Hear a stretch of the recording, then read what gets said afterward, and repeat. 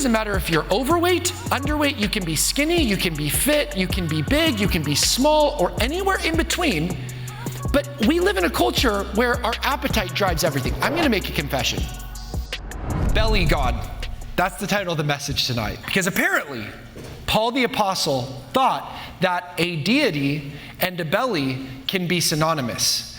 That people can actually worship their belly as their God, their appetite, their animal instinct, their psychikos. The fleshly nature is in the belly, like living from the intestine, splagnon, gut. Like he thought your belly could be your God. So I want to talk tonight about what Paul will teach us about the belly God, because it's actually bearing pertinent relevance and is brought to bear in a very profound way, even today in our culture. Now, the belly is an interesting thing, the gut. Did you know that your gut contains 500 million neurons? 500 million neurons, which through a circuitous route through nerves and stuff is actually connected to your brain. Now, to give you an idea of how many neurons your gut has, 500 million, a dog has 530 million neurons in its brain. Your gut has 500 million neurons inside of it. So your gut is almost as smart as your dog's brain. So do you ever hear people say, I'm just making a gut decision? You can. Do you remember when Han Solo says to Chewbacca, Chewie, stop thinking with your belly? You remember when he says that? When Chewie takes the meat and they get caught up in the trap, he says, oh, you're always thinking with your stomach. Well, you do think with your stomach. You have 530 million, now you have 86 to 100 billion interconnected neurons in your brain, but you have 500 million neurons, 500 million neurons in your gut, in your stomach. And a dog has 530 million neurons in its brain. A cat has 250 million neurons, which I don't believe, because Fridge is one of the smartest creatures I've ever met. So I don't know who did that study, but that's how it is apparently. But your belly it's more powerful than you think. Your belly is smarter than you think. Your belly has a mind of its own. Literally 500 million neurons. Now here's the thing, this has nothing to do with what you look like. In fact, a lot of my friends, they're very active in fighting against really negative perceptions on one's own body view. And we live in an era where people are so obsessed with getting thinner and getting skinnier, and there's anorexia and bulimia, and it's tragic that people don't know how cherished and prized they are by God. And so we use filters and all kinds of things to try to make ourselves look thinner.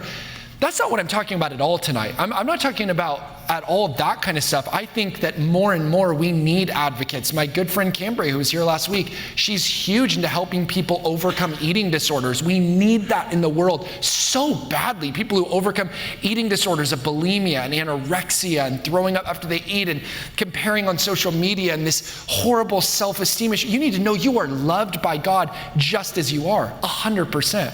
What I'm talking about actually is something that has nothing to do with that topic. I'm talking about how sometimes we can let our belly, our stomach, make decisions for us regardless of what we look like, Do you know worldwide obesity, this is true, has nearly tripled since 1975? So most of the world's population live in countries where overweight and obesity kills more people than being underweight. So we often think of, like, in Africa, these kids with swollen bellies who are starving to death. They're so skinny, their bellies get swollen, they die. We often think, man, we need to do something about that and help these people. We must. But we forget that most people are living in populations where obesity kills them more than being underweight. Isn't that crazy? The average American eats a whopping 1,996 pounds of food each year. That's approximately 1 ton of food every year. Obesity is something that's preventable in all cases, Paul here is talking about a group of people who are actually making their God their belly, and what we can do about it. Let's take a look at what he says in Philippians chapter 3. Actually, as you read this, I'm going to first read a portion of this text in the Message, and then I'll read in the Old King James. So we'll go all the way across the spectrum. But in the Message, Paul puts it this way: easy street is a dead-end street. I like that. Easy street is a dead-end street. That's true for life. Easy street is a dead-end street. Those who live easy street, make their bellies their gods. I love this. Belches are their praise. Isn't that a funny phrase? They make their bellies their gods. Belches are their praise. All they can think of is their appetites. Philippians 3. It doesn't matter if you're overweight, underweight, you can be skinny, you can be fit, you can be big, you can be small, or anywhere in between. But we live in a culture where our appetite drives everything. I'm going to make a confession. Alcoholics Anonymous, that's not my confession, Alcoholics Anonymous. Just so you know. Alcoholics Anonymous, the way that they overcome alcohol, to help people overcome alcohol, is one day at a time. It's not saying I'm cured of it. They say, actually, I'm never cured of it. I am just not going to have a drink today. Tomorrow we can relook at that, but today I'm not going to have a drink, and you do that one day at a time. So I have had to start implementing that practice, not with alcohol, but with Doritos.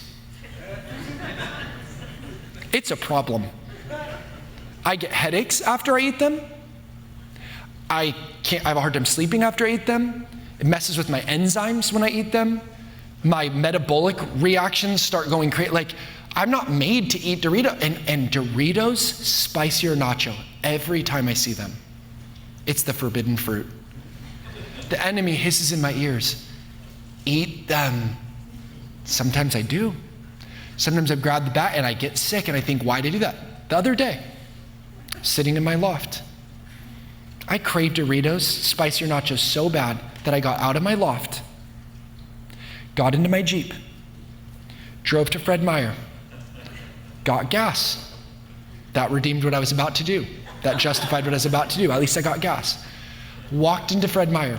Didn't pick up any practical uses, the practical use, anything, utensil, nothing like that. I went straight for the chips aisle and I got 2 massive bags of spicier nacho Doritos. No. I did it, Dad. I'm sorry. I did it. So I walk into the aisle and I prize health, the TB12 diet. Like, I want to eat healthy, but the Doritos. So I walk in and I grab one bag, big bag, and I grab another bag because one forbidden fruit is enough. I need 2. So I grab these 2 bags and I go home. And I go to the checkout line. That's all I get is 2 big bags of Doritos. Like, I go to the grocery store just to get 2 big, not like, oh, I need more water bottles and hey, I need this. It's just I don't want anything other than Doritos. So I check out the stuff. The lady at the checkout line, as I'm checking out the Doritos, she says, oh, you're obviously having a big party tonight. And I'm thinking, with the unholy trinity of me, myself, and I, my Doritos. So I take my Doritos home. This is a true story. I downed the entire bag. I'm talking big, like downed the entire bag, throw the bag away. Ready? I open up the second bag, one sitting. I start munching through them. I get halfway through the second bag and I just feel like my body's just like, what are you doing? I actually threw it away because it like disgusted me so much. My appetite was driving me.